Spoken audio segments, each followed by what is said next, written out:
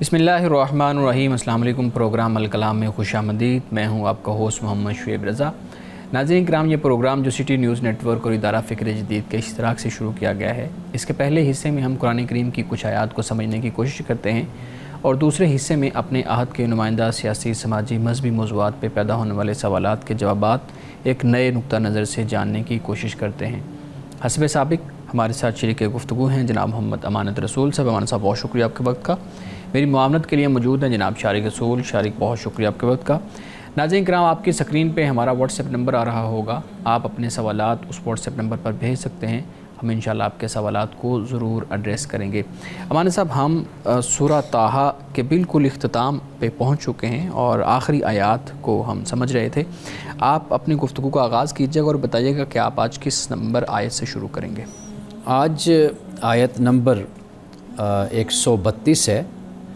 हमने पहले इस पर बात की थी, तो यहीं से ही हम अपनी गुफ्तगू का आगाज़ करते हैं। इस आयत में अल्लाह सुब्हानहू व तआला ने रसूलुल्लाह सल्लल्लाहु अलैहि वसल्लम को ये हुक्म दिया कि आप अपनी आहल को, आहल से मुराद यानी आपका ख़ानदान भी है और मोमिनीन और मुस्लिमीन वो भी इसमें शामिल हैं, कि नमाज का हुक्म दीजिए और इस नमाज पर आप ख़ुद भी जमे रहिए, यानी इसकी पाबंदी कीजिए। और ये बात याद रखिए कि आप अलैहिस्सलातु व तस्लीम को जो ये फ़रमाया गया, इससे पहले हमने बयान किया कि सिर्फ़ 5 नमाज़ों का ज़िक्र नहीं हुआ, बल्कि चाश्त और तहज्जुद का ज़िक्र भी साथ हुआ है। और फिर रिज़्क़ का ज़िक्र भी अल्लाह सुब्हानहू व तआला ने यहाँ साथ बयान किया है। और ये भी बयान कर दिया कि जो आक़िबत है, अच्छी आक़िबत ये उनके लिए होती है जो तकवा रखने वाले होते हैं, जिनमें तकवा की सिफत पाई जाती है। अब इसके बाद अल्लाह सुब्हानहू व तआला, चूँकि आखिरी 3 आयात हैं, कि यहाँ पे ये फरमाया कि वक़ालू, ये लोग कहते हैं, लौला यातीना बि आयतिन मिर रब्बी, कि ये अपने रब के पास से हमारे लिए कोई निशानी क्यों नहीं लाते, यानी रसूलुल्लाह सल्लल्लाहु अलैहि वसल्लम अपने रब की तरफ से हमारे पास निशानी क्यों नहीं लाते। अब आयत से मुराद हिस्सी मोजज़ा भी हो सकता है और इससे मुराद अज़ाब भी हो सकता है, कि कुरान पाक जो रसूलुल्लाह की तकज़ीब करने वाले हैं उनको जो वईद सुनाता है अज़ाब की सूरत में, या रसूल की जो तकज़ीब करने वाले हैं उनके लिए, तो यहाँ पर या तो वो मुराद है, इसलिए कि रसूल नाफरमानों को, मुनकरीन को आगाह करता है कि एक दिन बर्पा होने वाला है कि जब हिसाब व किताब होगा। अब ये लोग तमस्खर में, मजाक में कहते हैं कि भाई वो दिन लेकर आओ कि जिस दिन हिसाब व किताब होना है। इनका ख़्याल ये है कि जब हम मर जाएंगे तो हम मट्टी में मिल जाएंगे, ख़त्म हो जाएंगे, तो कोई आखरत नहीं है, कोई क़यामत नहीं, और ना ही दुनिया में कोई अज़ाब है। और साथ या फिर ये कि कोई हिस्सी मोजज़ा देखना चाहते हैं, भाई हमें वो दिखाओ, फिर हम ईमान लाएंगे।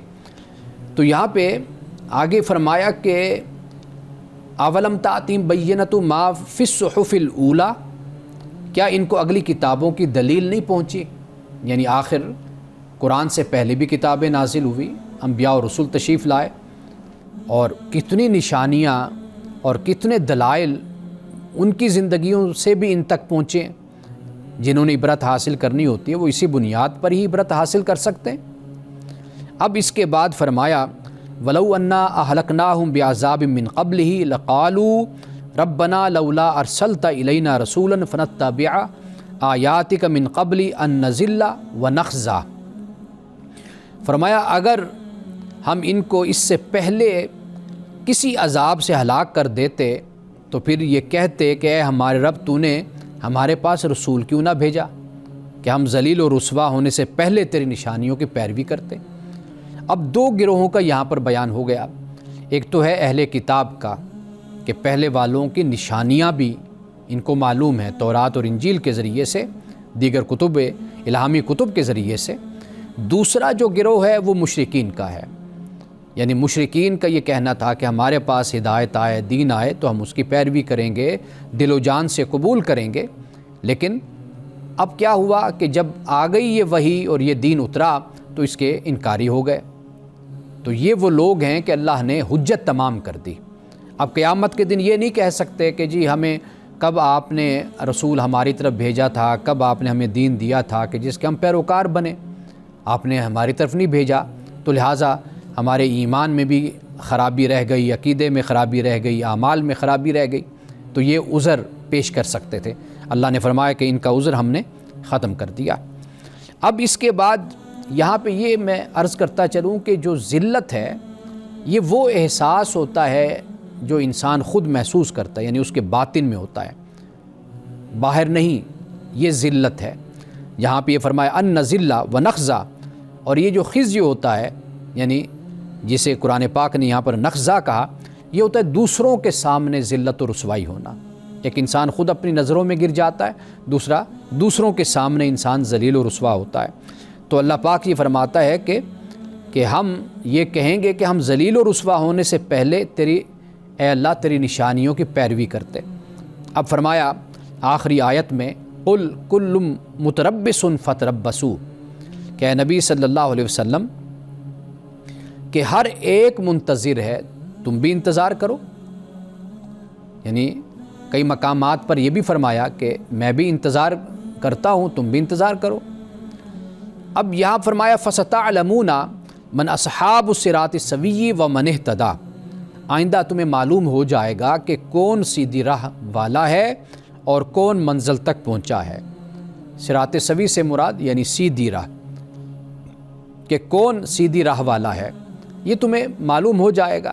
آج تم اس کے انکاری ہو، منکر ہو، لیکن کل تمہیں اس کا ضرور علم ہو جائے گا کہ کون سیدھی راہ پر ہے اور کون منزل تک پہنچا، کس کو ہدایت ملی۔ اس کا فیصلہ آنے والے وقت میں ہو جائے گا۔ اب جو لوگ دلائل کے باوجود، آیات کے باوجود، معجزات کے باوجود، قرآن جیسی کتاب کے نازل ہونے کے باوجود بھی ٹس سے مس نہیں ہوتے اور حق اور سچ کی طرف نہیں آتے، تو پھر کیا صورت ہوگی؟ پھر یہ ہوگی اب پھر فیصلہ تو پھر آنے والے وقت میں ہی ہوگا کہ جب خدا کا عذاب اترے گا یا پھر قیامت برپا جب ہوگی تو پھر تمہیں معلوم ہوگا کہ بھئی کون سیدھی راہ پر تھا اور کس نے اپنی منزل کو، اپنے مقصد کو پا لیا۔ مولانا صاحب بہت شکریہ۔ آج سورہ طٰہٰ ہماری اپنے اختتام کو پہنچ گئی ہے الحمدللہ۔ اچھا، ایک سوال میں آپ کے سامنے رکھتا ہوں۔ سوال یہ ہے کہ جو رزق خدا کی طرف سے دیا جاتا ہے، خدا کہتا ہے میں نے رزق کا وعدہ کیا ہوا ہے۔ اچھا، جو لوگ حرام ذرائع سے رزق کماتے ہیں، حرام ذرائع سے لوگوں کا استحصال کر کے جو رزق کمایا جاتا ہے، کیا ہم یہ کہیں گے کہ حرام جو ذرائع سے حاصل کیا گیا رزق بھی خدا کی عطا اور خدا کی نعمت کی ایک صورت ہے؟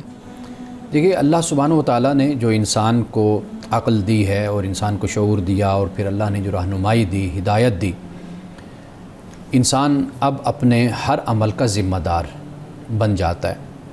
یعنی اس کو اللہ نے ارادہ اور اختیار بھی اس کو دیا، اور اللہ نے اس آسمان سے اس کو ہدایت بھی اس کو عطا کر دی۔ ٹھیک، اب انسان اس کے بعد اپنے اعمال کا ذمہ دار ہوتا ہے۔ صحیح۔ جو ادب کا تقاضا ہوتا ہے وہ یہی ہوتا ہے کہ رب کی طرف ہمیشہ خیر کو ہی منسوب کیا جاتا ہے۔ صحیح، کہ اللہ سبحانہ و تعالیٰ نے انسان کے لیے جائز ذرائع بھی پیدا کر دیے، انسان کی رہنمائی بھی کر دی، زمین آسمان انسان کے لیے نعمتیں مہیا کرتا ہے خدا کے ذریعے اور خدا کے حکم سے۔ اب اس کے باوجود جب خدا نے انسان کی رہنمائی کر دی، پھر وہ شیطان کا راستہ اپنے لیے منتخب کرتا ہے۔ اب تخلیق تو انسان خدا کی ہے، ارادہ اور اختیار بھی خدا نے انسان کو دیا۔ صحیح، لیکن سب کچھ تخلیق کرنے کے باوجود بھی انسان اس کا ذمہ دار اس لیے ہے کہ وہ جو بھی کرتا ہے وہ اپنی مرضی سے، اپنی منشا سے اور اپنے ارادے سے کرتا ہے۔ ناظرین کرام، یہاں وقت ہوا چاہتا ہے ایک بریک کا، ہمارے ساتھ رہیے گا۔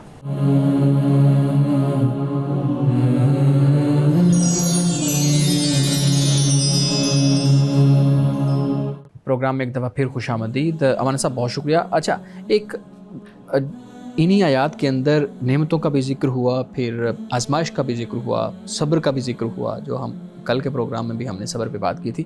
تو ایک ذہن میں سوال پیدا ہوتا ہے کہ قرآن پاک میں مصائب کو بھی آزمائش کہا گیا، نعمتوں کو بھی آزمائش کہا گیا، کیونکہ اولاد ہے اس کو بھی آزمائش کہا گیا، مال ہے اس کو بھی آزمائش کہا گیا، کوئی بیماری یا کوئی پریشانی آتی ہے اس کو بھی آزمائش کہا گیا۔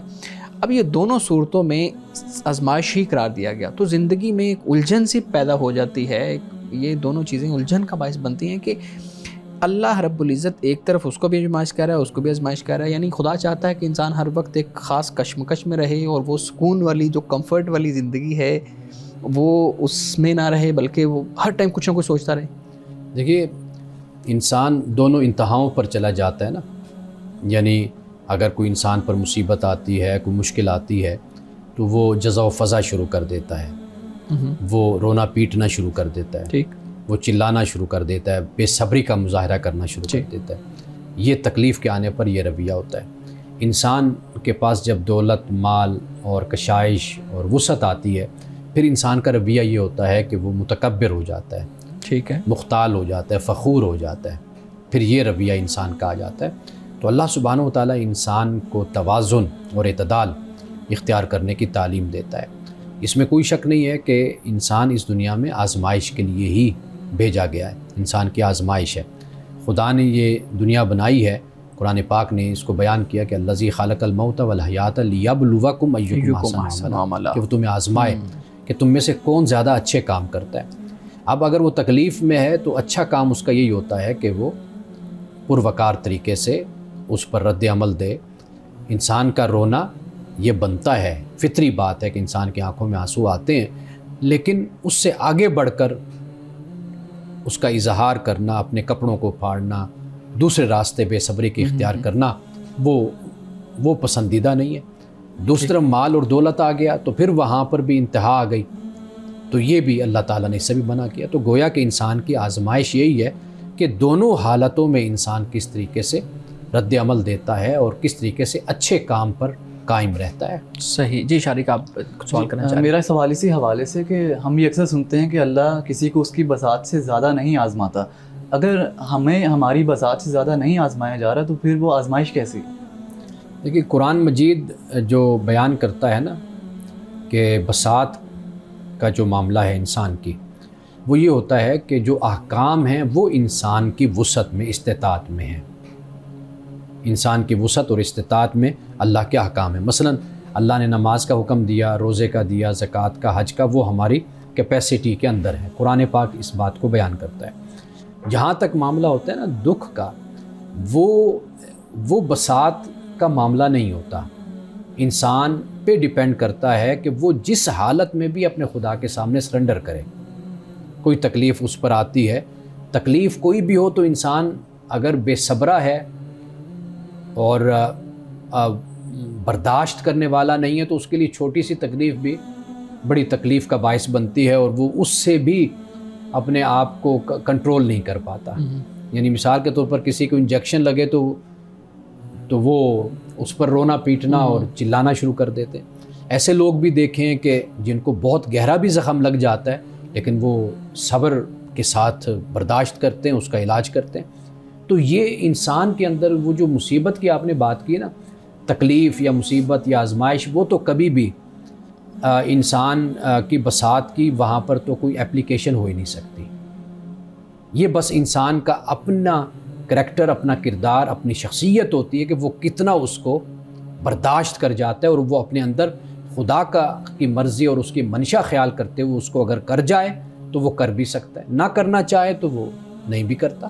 جی بالکل ٹھیک ہے. اچھا مولانا صاحب, آپ نے جو آیت پڑھی اس میں نماز کا ذکر تھا کہ اپنے گھر والوں کو, اپنے اہل کو نماز کا حکم دیں. ہم دیکھتے ہیں کہ آپ نے پہلے بھی اس پہ بات کی ہے کہ جو زبردستی ہے معاملات کے اندر, خاص طور پہ عبادت میں, وہ اس سے خاطر خواہ نتائج ہمارے ہاں حاصل نہیں ہو پاتے. مختلف ہم جو فقہی مکاتب ہیں ان کو اگر ہم دیکھیں تو زبردستی اور تشدد کے حوالے سے ہمیں یعنی نماز کے بارے میں مختلف آراء ہمیں فقہا کی ملتی ہیں.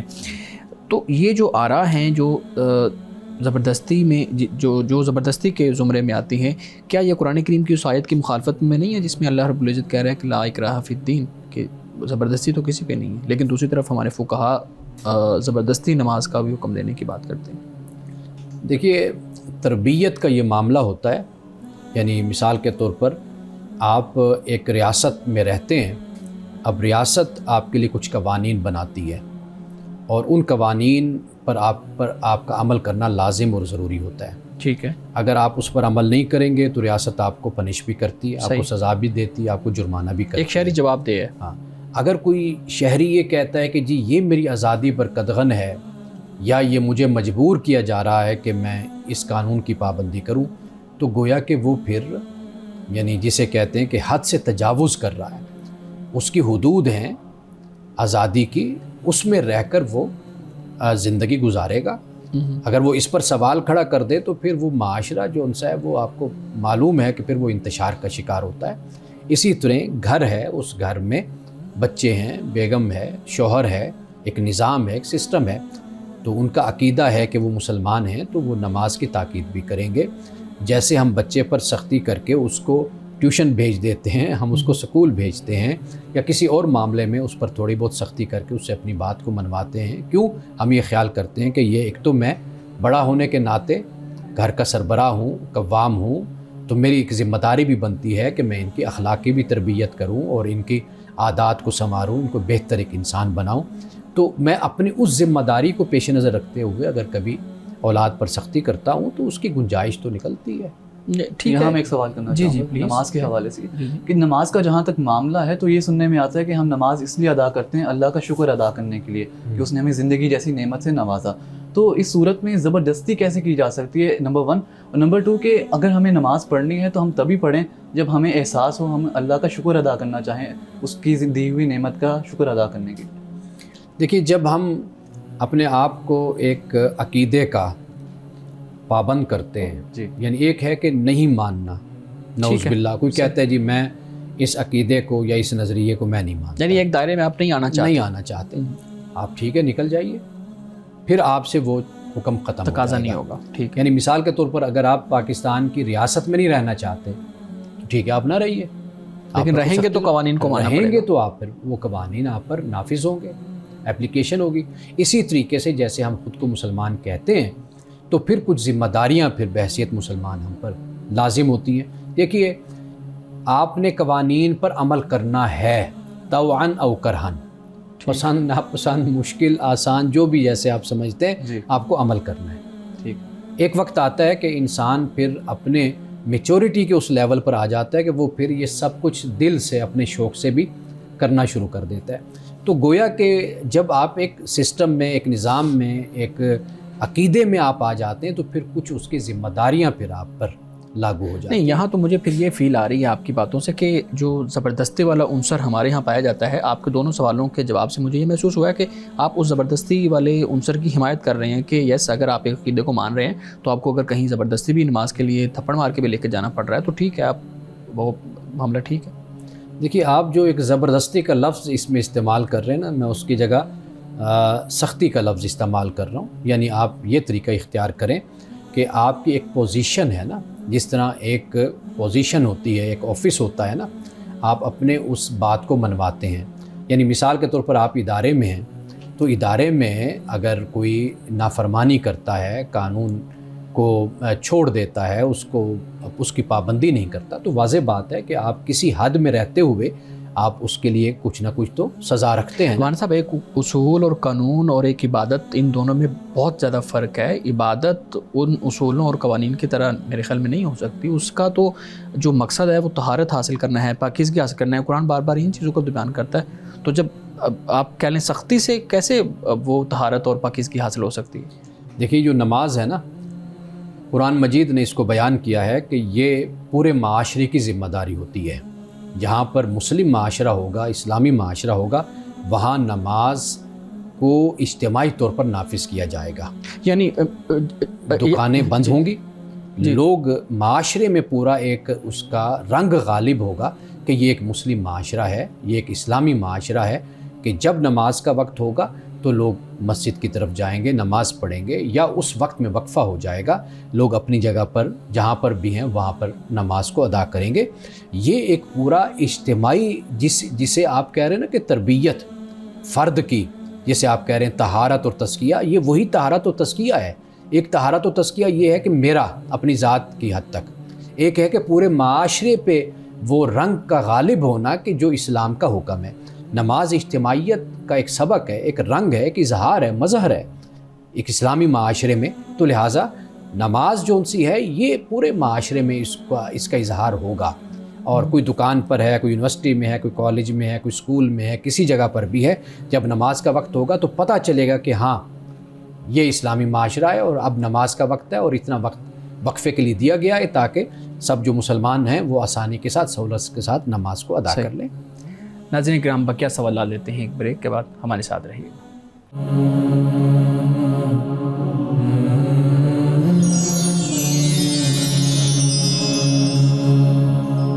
پروگرام میں ایک دفعہ پھر خوش آمدید۔ ہمارے ساتھ بہت انٹرسٹنگ ہماری گفتگو چل رہی ہے۔ ہم دیکھتے ہیں آپ نے اپنی گفتگو میں یہ کہا کہ ایک اجتماعی نظم ہے اور نظر آنا چاہیے کہ جو ہے نا وہ ایک مسلم معاشرہ ہے، نماز کا وقت ہے، عبادت کا وقت ہے۔ یہ تو ایک جواز فراہم کیا جا رہا ہے اسی کانسیپٹ کو جو ہمارے ہاں ایک پہلے بھی اس کی پریکٹس کی گئی کہ اذان ہو گئی ہے تو دکانیں زبردستی بند کروا دی جائیں گی، اب جو ہے نا وہ نماز کا وقت ہو گیا ہے تو آپ گلیوں میں سے لوگوں کو اٹھا کے جو ہے نا وہ زبردستی لے جائیں گے، سختی ان پہ کریں گے۔ روزہ آ گیا ہے تو روزے میں باقی شہری بھی رہ رہے ہوتے ہیں، بیمار بھی رہ رہے ہوتے ہیں، لیکن آپ ہوٹلز کو، آپ کھانے پینے والی اسٹالز کو بند کروا دیں گے۔ یہ تو آپ کی جو بات ہے یہ تو زبردستی اور تشدد کی طرف لے جانے والی بات ہے۔ آپ اصل اس بات کو نہیں سمجھ رہے نا کہ جو حکم ہے آپ اس حکم کو پیش نظر رکھیں نا، اس کی حساسیت کو آپ دیکھیں۔ آپ دیگر معاملات کو اس کے ساتھ تو نہ جوڑیں نا، یہ دوسرا معاملہ ہے۔ مثال کے طور پر اگر کوئی ریاست ایسی پابندی لگاتی ہے کہ جس میں نہ مذہب کوئی پابند کر رہا ہے، ٹھیک ہے، اور نہ اس سے کسی کی جان کو خطرہ ہے، نہ مال کو خطرہ ہے، نہ کسی اور طرح کا کوئی نقصان ہے، وہاں پر اگر ریاست کوئی ایسا قدم اٹھاتی ہے تو ہم اس کی مخالفت کریں گے، ہم اس پر بات کریں گے، اس کے خلاف بولیں گے، اختلاف کریں گے ریاست سے۔ اصل جو لفظ ہے وہ اختلاف کا ہے کہ ہم اختلاف کریں گے، ٹھیک ہے۔ لیکن جہاں یہ معاملہ ہے کہ جو میں نے آپ کے سامنے یہ بات رکھی ہے، اب واضح بات ہے جب رمضان کے روزوں کا وقت ہوتا ہے، آپ دیکھیے کہ احترام تو اپنی جگہ پر ہے نا، بالکل صحیح، وہ اس کا خیال کیا جاتا ہے۔ اب آپ دنیا کے کسی بھی آزاد ملک میں بھی چلے جائیے نا تو وہاں پر بھی کچھ نہ کچھ نارمز، ٹریڈیشنز وغیرہ ہوتی ہیں جن کی پابندی کی جاتی ہے۔ آپ مسلم دنیا میں چلے جائیں گے، رمضان میں آپ کو خود نظر آ جائے گا جو ماحول ہوتا ہے۔ تو یہ جو بات ہے اس کو آپ پیش نظر رکھیے نا کہ نماز کے جو اولین عبادت ہے، فرض ہے مسلمانوں پر، اور اس کا جو طریقہ کار ہے وہ ہے ہی اجتماعی، یعنی مسجدوں میں اہتمام کیا جاتا ہے، اذان ہوتی ہے، لوگوں کو پتہ ہے کہ نماز کا وقت ہے، یہ ایک تربیت کا حصہ ہے جس بنیاد پر جو اللہ کا حکم ہے اس کی ادائیگی ہو رہی ہے، جو ہر مسلمان پر لازم اور ضروری ہے۔ اور مسلمان یہ نہیں ہے کہ جیسے زکوٰۃ ہے، مال ہے اپنا، وہ آپ نے ادا کر دیا ہے، وہ نہیں کسی کو پتہ، یا آپ سے ریاست وہ وصول کر رہی ہے ٹیکس کی صورت میں، وہ آپ کا ذاتی معاملہ ہو جاتا ہے۔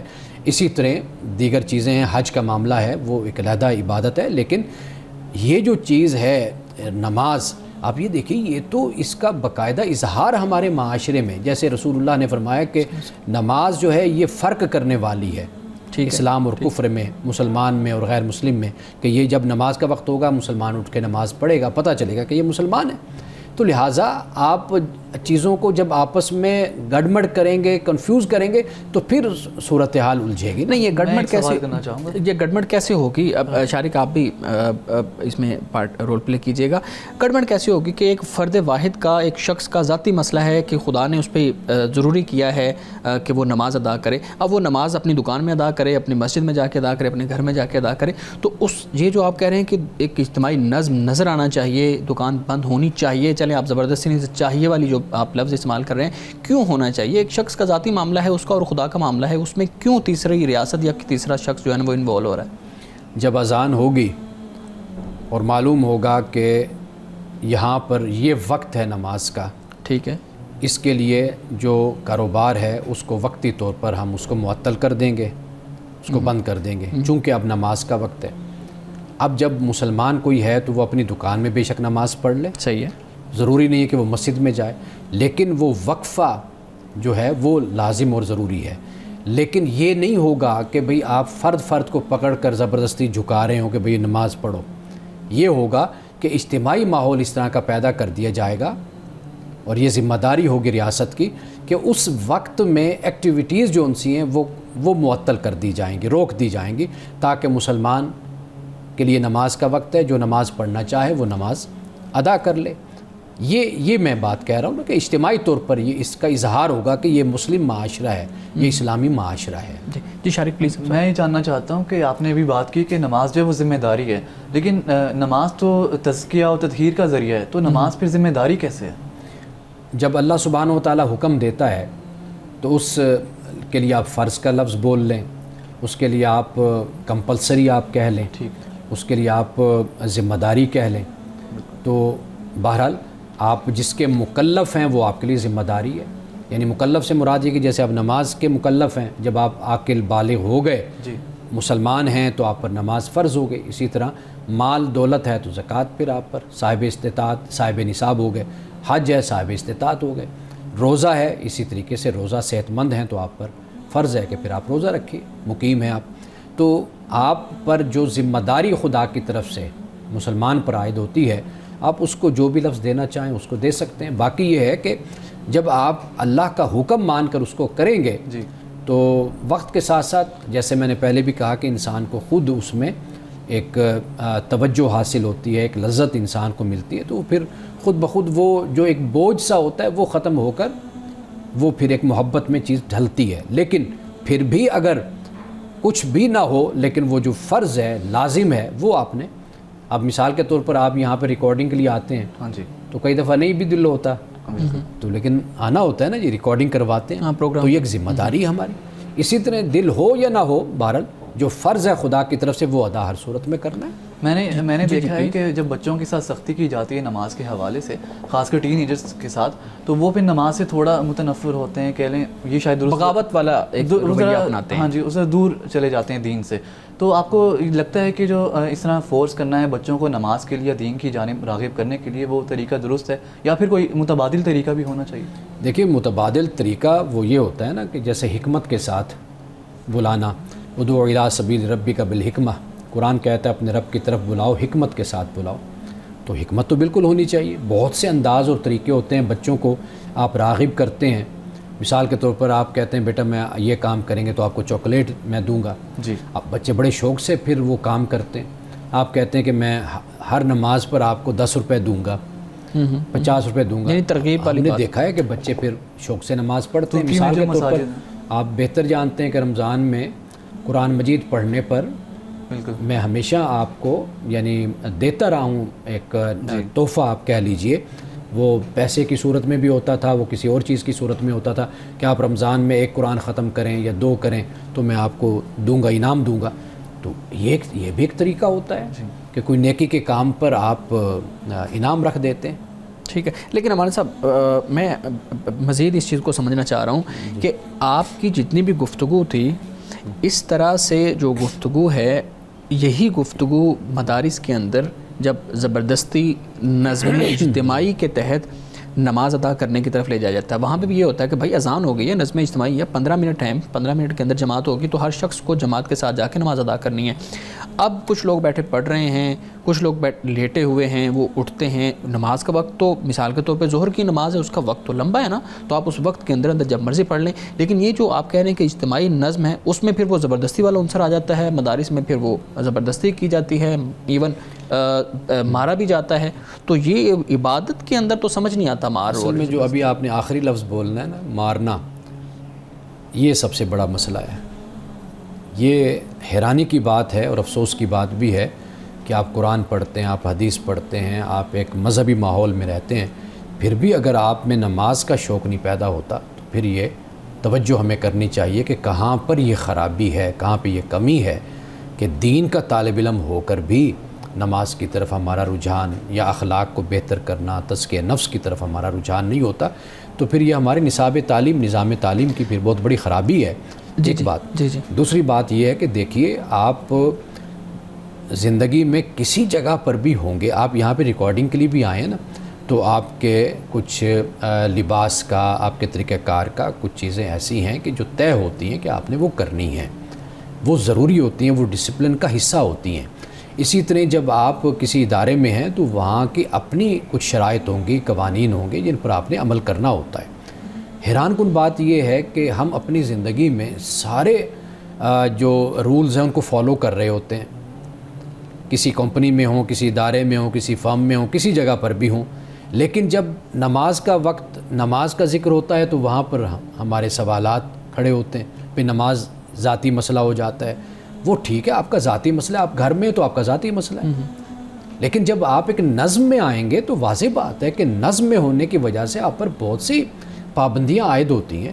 آپ کہیں پر بھی ہوں گے, آپ نماز کے علاوہ دیکھ لیجئے, آپ کسی بھی ادارے میں ہوں گے, آپ پر ٹائم ٹیبل ہوگا کہ جس میں آپ آئیں گے, آپ اتنے دیر میں وقفہ کریں گے, آپ یہ کام کریں گے, وہ کریں گے, سارا کچھ آپ اس کو نبھا رہے ہوتے ہیں. تو اسی طرح اگر مدارس میں ایک نظم و ضبط بنا دیا جاتا ہے کہ بھی نماز پڑھنی ہے, تو سب کو چاہیے کہ وہ اٹھ کر نماز پڑھیں اور باقاعدہ طور پر تاکید کی جائے, حکم دیا جائے کہ بھئی نماز ہے. آپ یہاں کے سسٹم میں رہتے ہیں, آپ اس چار دیواری میں رہتے ہیں, آپ پابند ہیں اس چیز کے. صرف یہ نہیں کہ اس چار دیواری میں, آپ اس سے باہر بھی ہوں گے, خدا کا حکم تو پھر بھی آپ پر نافذ رہے گا. بالکل ٹھیک, بالکل ٹھیک. ناظرین کرام, گفتگو کا سلسلہ بھی جاری ہے. یہاں وقت ہوا چاہتا ہے ایک بریک کا, ہمارے ساتھ رہیے.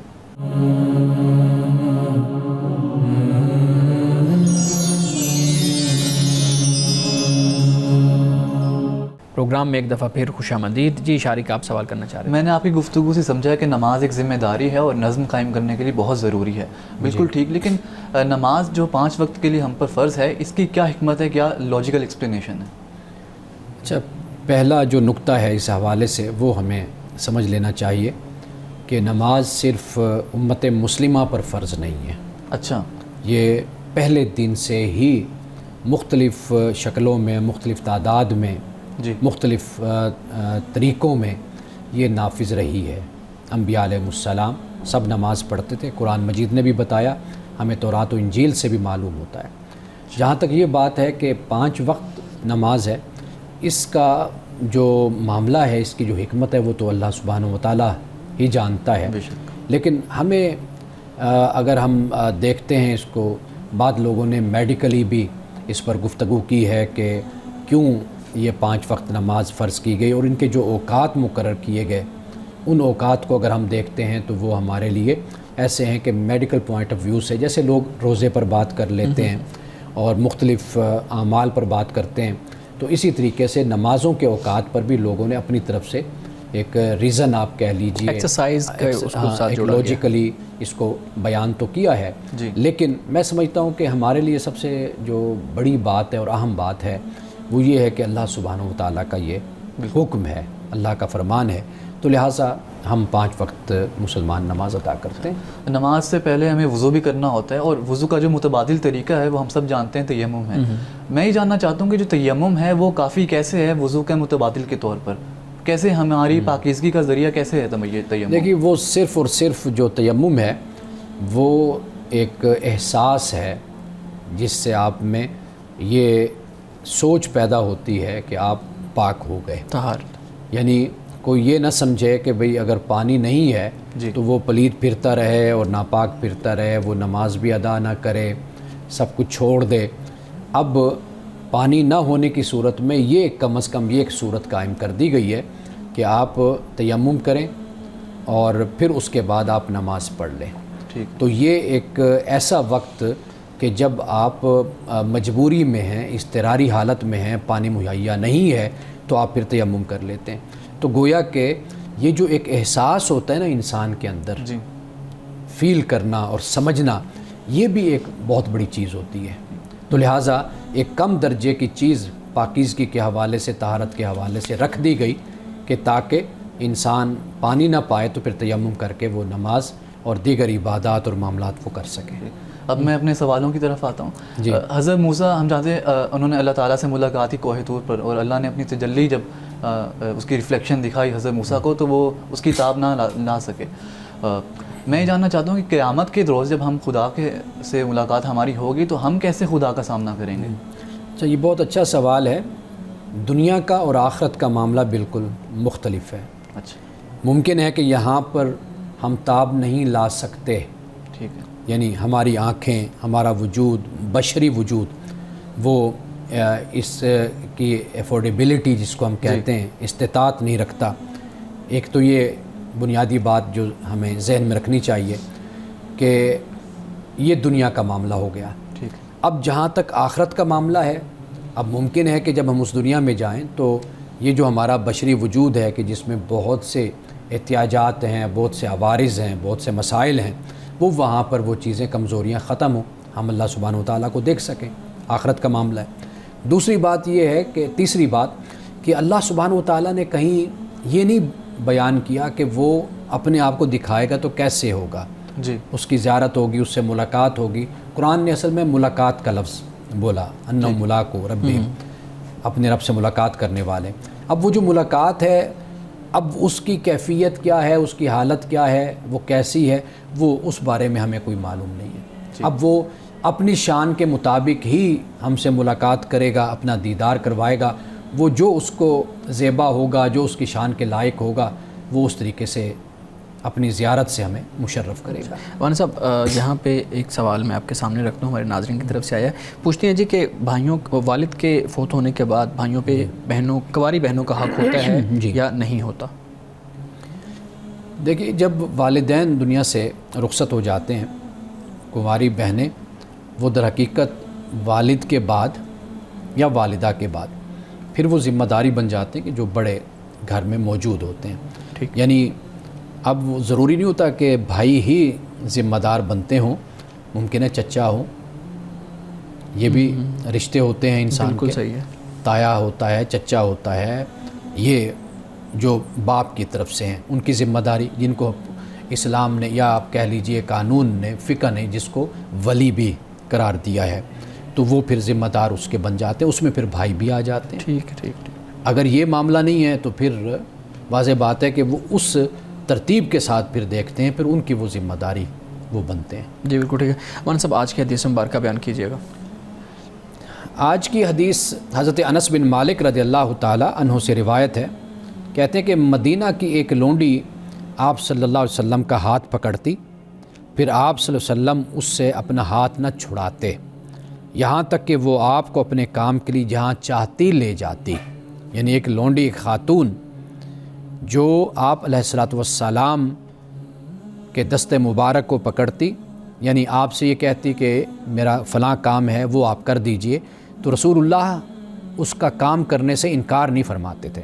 یعنی کسی کام میں مدد کرنا، تعاون کرنا، آپ علیہ الصلوۃ والسلام کبھی یعنی یہ نہیں فرماتے تھے کہ میں تو اللہ کا رسول ہوں، اللہ کے نبی ہوں، یا میں محمد ہوں صلی اللہ علیہ وسلم، مجھے تم یہ کام کہتی ہو، نہیں، آپ اس کے ساتھ چل پڑتے اور اس کا جو بھی کام ہوتا وہ آپ کر دیتے۔ یعنی آپ علیہ الصلوۃ والتسلیم کی ذات اقدس میں عجز و انکساری کا عالم یہ تھا۔ ناظرین کرام، اس دعا کے ساتھ اپنے پروگرام کا اختتام کریں گے۔ اللہ رب العزت حسن کلام اور تاثیر کلام عطا فرمائے، ہماری زبان کے گروں کو کھول دے اور سننے والوں تک خیر کا پیغام پہنچے۔ اجازت دیجیے، خدا حافظ۔